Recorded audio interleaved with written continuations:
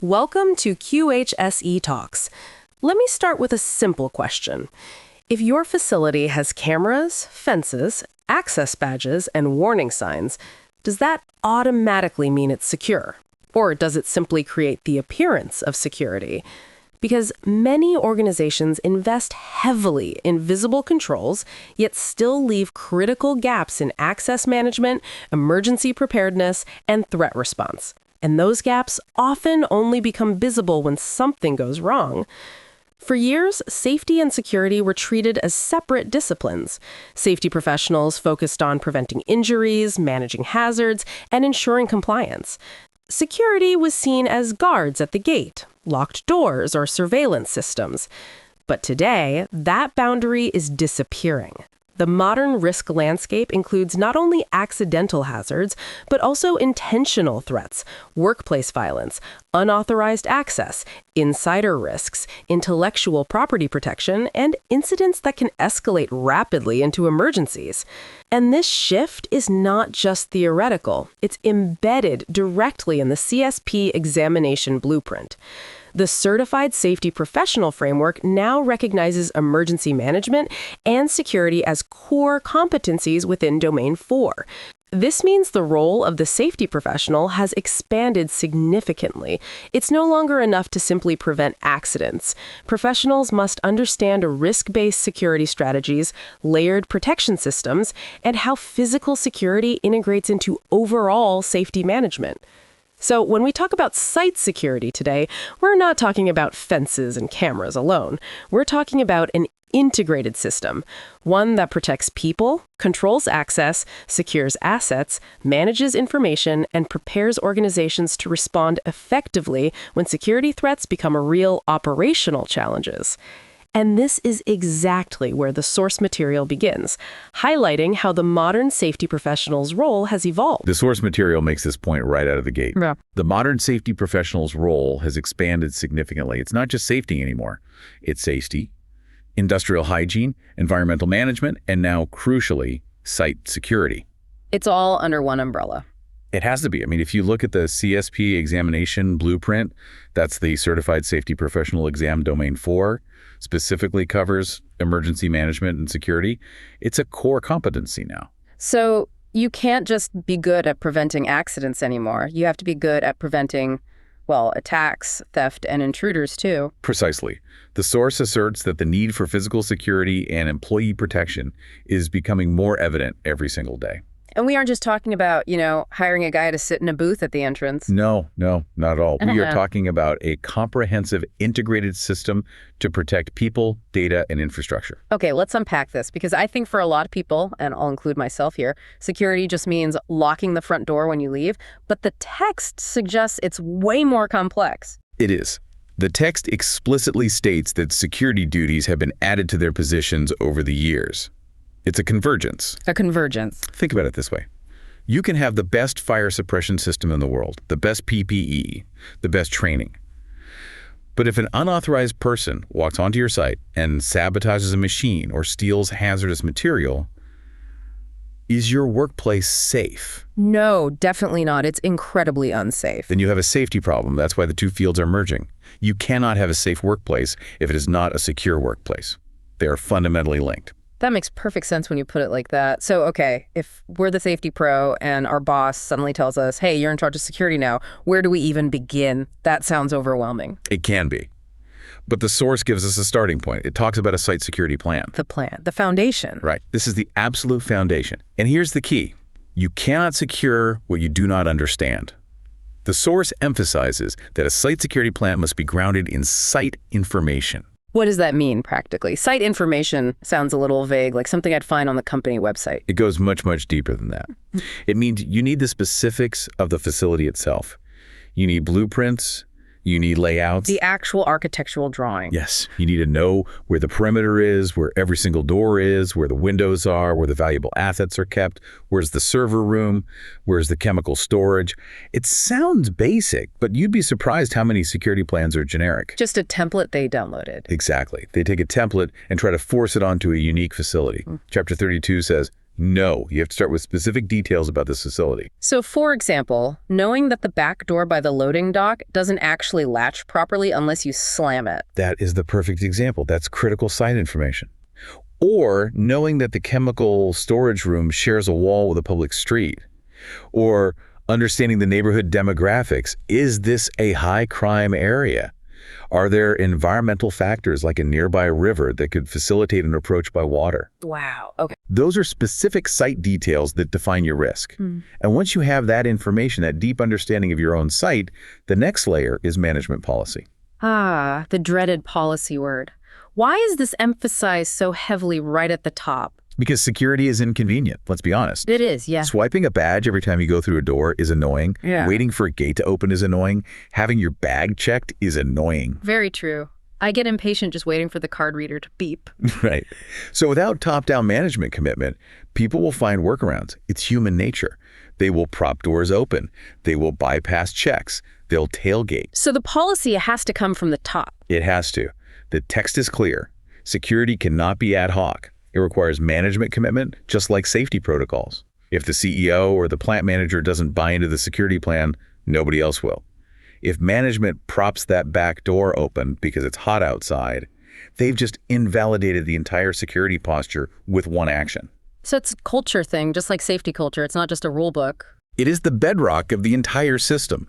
Without that culture, the best locks and cameras in the world won't help you. Okay, so we have the plan, grounded in site-specific info, and we have the management buy-in. Now let's talk about the actual physical stuff. The source gets into access control, and there's a quote here, or at least a concept that I absolutely loved.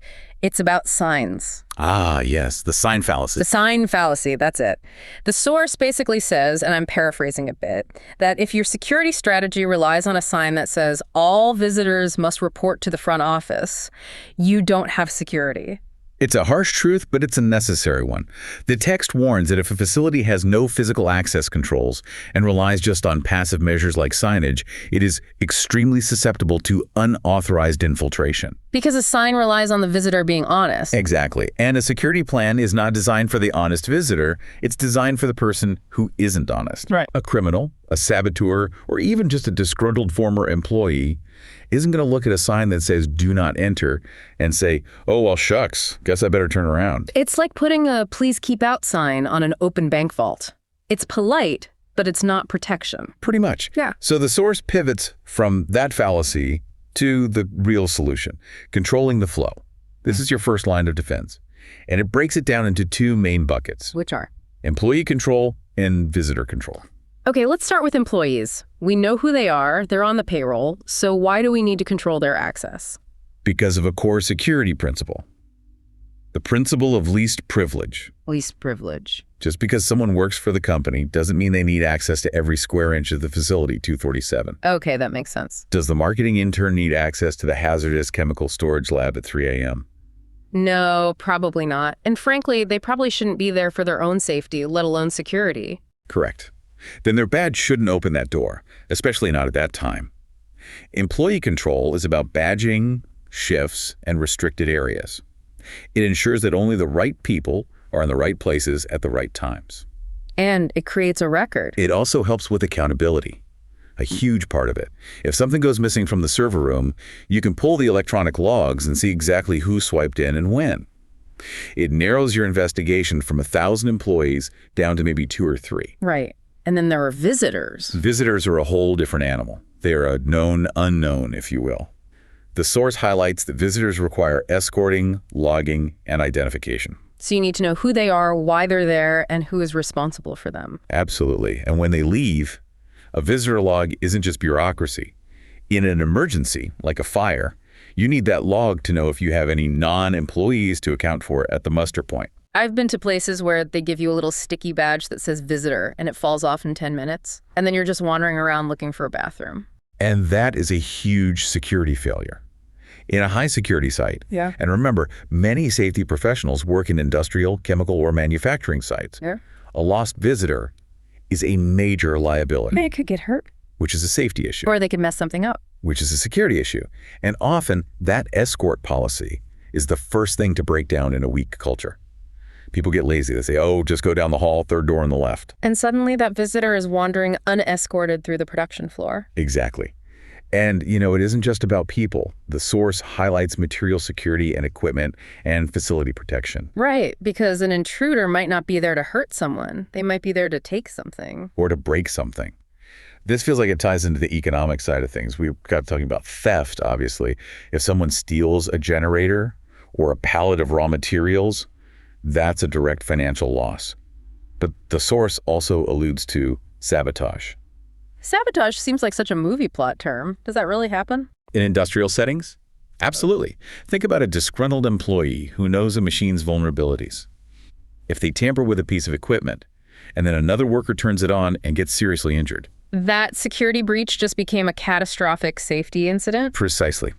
This is where physical barriers, fences, locked cages, secure storage are prevention methods for both theft and injury. It connects back to a concept called CPTED. CPTED? That wasn't explicitly in the outline, but it sounds really relevant. It's crime prevention through environmental design. And it's kind of implied in the source's discussion of barriers and layout. So what does that mean? It means designing the physical environment itself to reduce crime, using good lighting to eliminate shadows, keeping sight lines clear so there's nowhere to hide, using landscaping like thorny bushes under windows as a natural barrier. Oh, I see. A simple example. If you pile up a bunch of wooden pallets against your perimeter fence, You've just built a staircase for an intruder. you've just built a staircase. That's bad CPTED. It's about thinking like an adversary and removing the things that make their job easier. That makes total sense. It really is all connected. Okay, so we know we need to secure things, but you can't secure everything at the highest possible level, right? Yeah. You'd go bankrupt building Fort Knox around the break room. No, and you'd make the workplace impossible to function in. So how do we decide what matters most? How do we prioritize? That is the million-dollar question, and the source answers it with a very specific tool, the risk matrix. I do love a good matrix. This is table 32.1 in the source text. Yes, it's a classic risk assessment matrix. It's used all the time in safety, but here it's being applied specifically to security threats. It helps you quantify risk so you can prioritize your resources, your time, your money, your people. So it's a tool to justify your decisions. Exactly. It has two axes. Let's visualize this for everyone listening. On one side, we have severity. Right. Severity is all about how bad it would be if the event happened. Yeah. It ranges from catastrophic, which is the absolute worst case scenario, think loss of life or total facility destruction, down to critical, marginal, and finally negligible. And on the other axis, we've got likelihood. Exactly. How likely is this to happen? The scale here goes from frequent, meaning it happens all the time, it's a constant problem, to probable, occasional, remote, and at the far end, unlikely. So we have these two scales. How do they actually work together in practice? You map your threats onto this grid. Let's do a hypothetical example to make it real. Let's say theft of a stapler from the front desk. Okay, the great office stapler heist. Likelihood. Well, depending on your office culture, that's probably occasional or maybe even probable. Yeah, let's call it probable. That's the severity. Negligible. It's a $5 stapler. It's annoying, but the business isn't going to fold. So probable likelihood plus negligible severity, you look at where those two meet on the matrix, and it equals a low priority risk. You don't hire an armed guard for the stapler. You might just buy an extra one and keep it in the supply closet. Okay, that makes sense. Now let's flip it. What about an active shooter? A terrible thought, but one we have to plan for. Likelihood is, hopefully, unlikely or remote for most facilities. Right. But the severity... Catastrophic. It's the definition of catastrophic. Absolutely catastrophic. So even though it's very unlikely, that catastrophic severity rating drags it way up the priority list. You have to have a plan for it. You have to train for it. The intersection of those two axes determines your response. And the really scary spot on that grid is where you have high severity and high likelihood. That's the red zone. That's the drop everything and fix this now category. Yeah. That requires immediate action and significant resources. So this matrix is basically the roadmap for the safety professional to go to management and say, look, this isn't just a feeling. We need a budget for X, Y, and Z because the data shows this is a critical level risk. It removes the emotion and makes it a data-driven decision. You aren't saying, I feel unsafe. You're saying, our analysis shows this is a high risk, and here's the mitigation plan we propose. It's much more powerful. Speaking of things that require a plan, Chapter 32 has a section that I found really intense.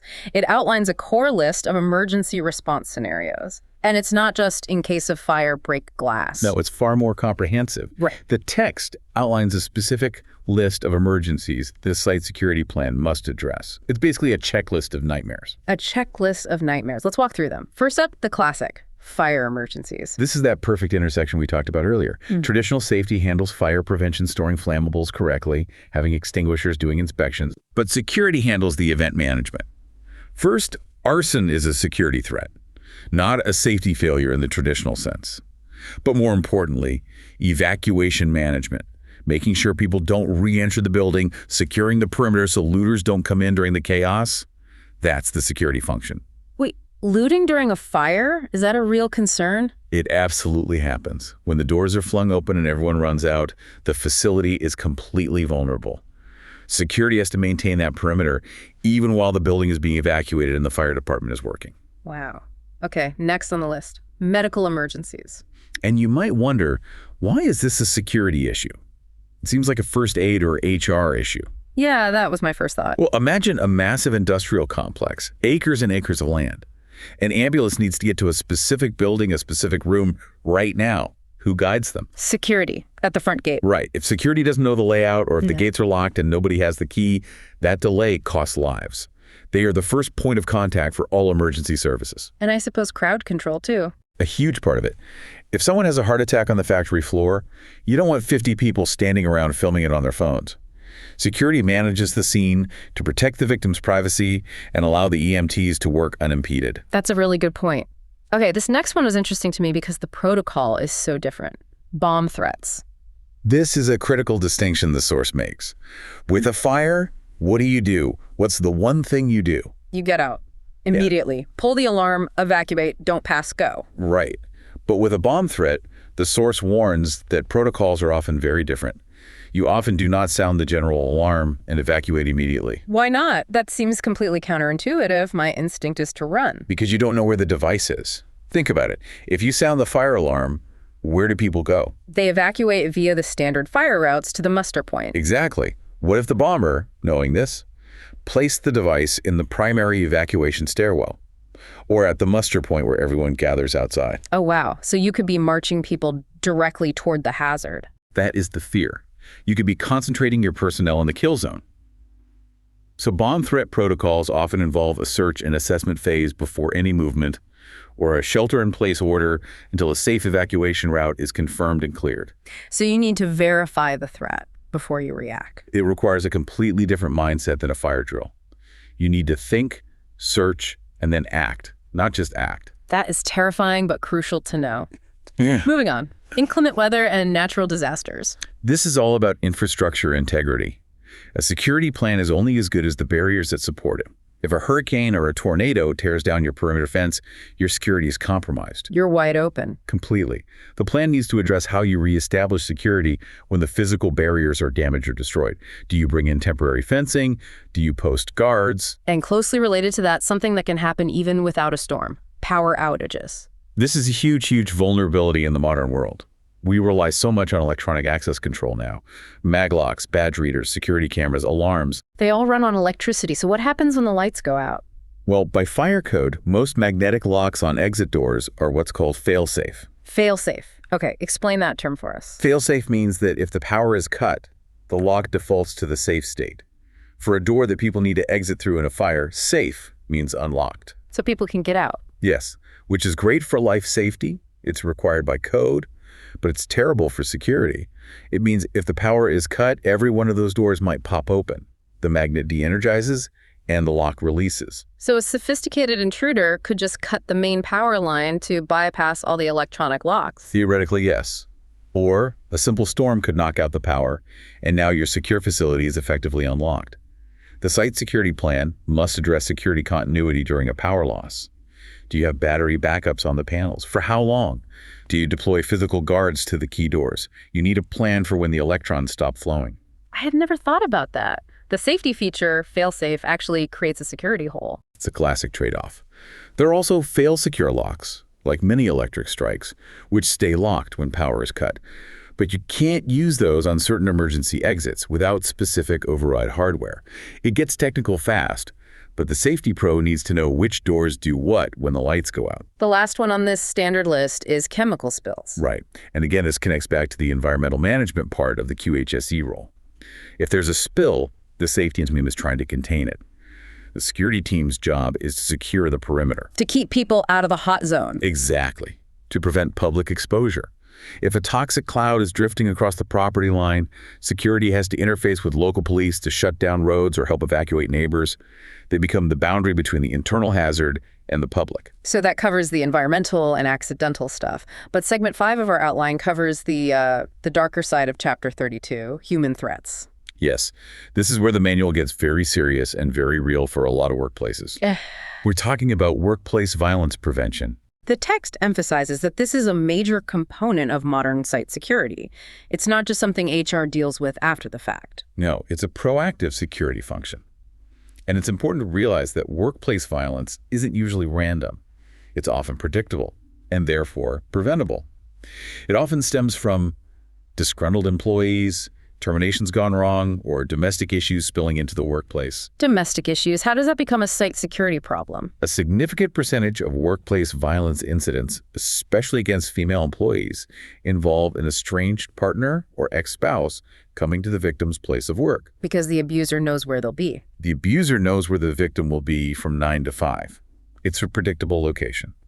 The site security plan needs a specific program to identify these threats. If an employee comes forward and says they have a restraining order against an ex-spouse, security needs to know that. So they can be on the lookout. They need a photo. They need to know that this specific person is a threat and is not to be allowed on the property. That requires a lot of trust and communication between the employees and the security team. It does. It requires a culture where reporting a concern like that doesn't feel like snitching or oversharing, but like looking out for everyone's safety. It's a collective responsibility. And then the grim but necessary addition to modern study guides, the active shooter. It is grim, but it has to be in there. The source notes that site security plans must specifically address this scenario. Does it get into specific tactics? It references the standard Department of Homeland Security run, hide, fight dynamics. But from a site security planning perspective, it's more about the lockdown procedures. Can you isolate wings of the building? Can you remotely lock down the reception area? How do you communicate with employees when this is happening? Communication seems absolutely key there. You don't want people walking out into the hallway to see what all the noise is. Absolutely not. You need a mass notification system that is distinct from the fire alarm. This is critical. If the fire alarm goes off, people's training tells them to evacuate, potentially right into the line of fire. An active shooter alarm or notification needs to communicate the opposite. Shelter in place, lock down, get out of sight. A different sound for a different threat. A different sound, a different text message, a different response entirely. There is one more item on this human threat list that really surprised me. It wasn't a guy with a gun or a bomb. It was media events. Yes. A very surprising inclusion for many, but when you think it through, it makes perfect sense. I'm trying. Why is the media considered a security threat? Okay, imagine a major disaster happens at your site. A chemical explosion, a multi-casualty incident. Within minutes, who's going to be there? The news crews. Choppers in the air, vans out front. Right. They want footage. They want interviews. They might try to sneak onto the property to get a scoop. They might block the main entrance with their broadcast fans, preventing ambulances from getting in or out. They might harass traumatized employees who are trying to leave the site. Okay, I see. So site security includes controlling the press perimeter. Precisely. You need a pre-designated media staging area somewhere safe, off to the side, where they can get a decent shot, but where they aren't interfering with emergency responders or compromising the investigation. And I guess preventing them from filming things they shouldn't. Yes. You also need to prevent unauthorized photography that could reveal trade secrets, proprietary processes, or even sensitive security protocols. It's about controlling the narrative and, more importantly, controlling the physical space during a crisis. It's less of a violent threat and more of a reputational and operational threat. Correct. And in the age of social media, remember that everyone with a smartphone is technically media. So that perimeter control is harder and more important than ever. That leads us nicely into the final big segment of the chapter, information and IT security. The digital frontier. Now, wait a minute. I'm a safety professional. Am I suddenly expected to be a hacker now, too? Do I need to know how to code a firewall? Because that's not in my skill set. No, absolutely not. And the source is very, very clear on this point. It explicitly states that for a deeper look into the topic, an IT or security professional should be consulted. Ew. Okay. You are not replacing the IT department, let's be clear on that. So what is our role then? The safety pro, who is now also the site security pro, has a critical role. Yeah. You aren't writing the code, but you are protecting the physical assets that the code lives on. The hardware, the servers. The server room, exactly. Is the door to the server room physically secure? Is it locked? Who has access? Is there an auditable trail of who goes in and out? Okay, that's physical access control again. It is. And it's also about the environment. Is the fire suppression system in the server room appropriate for sensitive electronics? What do you mean appropriate? Water puts out fire. You do not use a water-based sprinkler on a rack of servers. You destroy the very data you are trying to save from the fire. Right. You'd cause millions in damage. You use what's called a clean agent gas system, like FM200 or Novec 1230, that suppresses fire by removing oxygen or heat without damaging the computer chips. That is a safety professional's domain fire protection systems. So we protect the box that the data lives in. Exactly. And you enforce the protocols around it. For instance, the IT department creates the password policy. The security safety professional enforces the rule that says you can't write your password on a sticky note and paste it on your monitor. Which is a behavioral issue. It's a behavior and compliance issue, which is right in the safety pro's wheelhouse. It also covers social engineering. You mean like phishing emails? That's part of it, but from our perspective, it's more about the physical side, like tailgating. Where someone follows you through a secure door? Yes. When a nice, polite employee holds the secure door open for the person behind them who doesn't swipe their badge. It's polite, but it's a critical security breach. The safety security pro is the one who trains people to stop doing that, to challenge people politely. Sorry, could you swipe your badge? It's amazing how much this role really encompasses. I mean, we've gone from checking fire extinguishers to managing press conferences and designing fire suppression for server farms. It really is a comprehensive, holistic discipline now. So let's try to wrap this up. We've covered a lot of ground today from just one chapter. We started with the convergence of safety and security, how they really are two sides of the same coin. We talked about the site security plan and the absolute necessity of knowing your facility's specific layout, and just as important, having that top-down management backing. We busted the sign fallacy, that passive signs don't stop active threats. We looked at the details of access control for both employees and visitors. We navigated the risk matrix, that critical tool of severity versus likelihood, to figure out where to focus our limited time and money. Then we went through that house of horrors checklist. Fire, medical, bomb threats, and that crucial difference in how you respond. Weather, power outages, and chemical spills. And we had to tackle the human element, workplace violence, active shooters, and that surprising but important challenge of media events. Finally, we just touched on IT security, our role in keeping the physical servers safe, even if we aren't the ones fighting the viruses. It is a lot, but if I had to boil it down, the main takeaway for me is what the source started with. Security is not an add-on. It's not another hat you wear. It is integrated into the very definition of safety. You cannot have a safe workplace if it is not a secure workplace. You simply can't. They are inseparable. That is a powerful way to put it. Before we sign off, we always like to leave you, the listener, with a final provocative thought, something to mull over or explore on your own that builds on what we've discussed. I think we have a good one for today. Throughout this whole conversation, we talked a lot about protecting the facility from the outside, from unauthorized visitors, from intruders, from the media. The perimeter defense. Yes.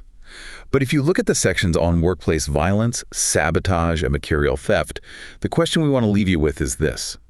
How much of your site security plan focuses on threats coming from the inside? The insider threat. The person who already has a badge, the person who knows the codes, knows the vulnerabilities, knows where the cameras don't look. They are often the most dangerous because they are already past all your perimeters. Is your plan truly ready for that? That is a heavy thought to end on, but a necessary one. Thank you so much for joining us on this deep dive into Chapter 32. This has been QHSE Talks. Be safe out there. And stay secure. We'll see you next time.